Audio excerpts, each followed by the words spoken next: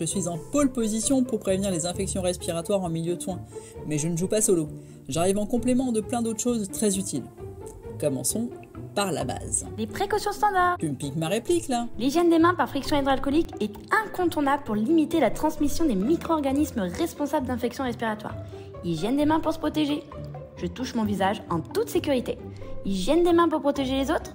J'évite la diffusion des micro-organismes. Dans les bases, on n'oublie pas aussi l'hygiène respiratoire et les gestes barrières qui permettent de protéger les autres, collègues, patients, résidents, visiteurs. Signe d'infection respi, zou, un petit masque. On reste à distance, on aère, on tousse ou on éternue dans son coude ou dans un mouchoir en papier qu'on jette direct. Et pour finir avec les fondamentaux, l'entretien. Nettoyer, désinfecter les dispositifs médicaux et l'environnement. Les microbes respiratoires ne pourront pas s'y prélasser. On a fait le tour, non? Désolé petit chat. Mais lors de la prise en charge de patients avec une infection respiratoire, il faut rajouter d'autres précautions. Qu'est-ce Pélério? Les précautions complémentaires gouttelettes et air, non? Exact. Elles permettent de se protéger des gouttelettes. Contre les grosses, celles de la grippe, l'angine ou la bronchiolite, c'est moi.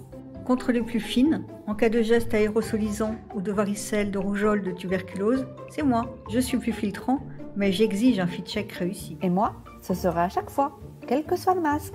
Hep, vous parlez de grippe, de rougeole, mais il y a des vaccins, non? Bien vu. La vaccination permet moins d'infections, moins de symptômes et moins de transmission. Ça en fait des choses pour se protéger et protéger les autres des infections respiratoires. Et oui, c'est pour ça qu'il faut connaître ces protocoles. Un des points clés est de communiquer sur ces mesures avec notre entourage professionnel. Dac, en fait, tout le monde est impliqué et a son rôle à jouer, non? Chut, pas de spoil, c'est l'objet du prochain épisode.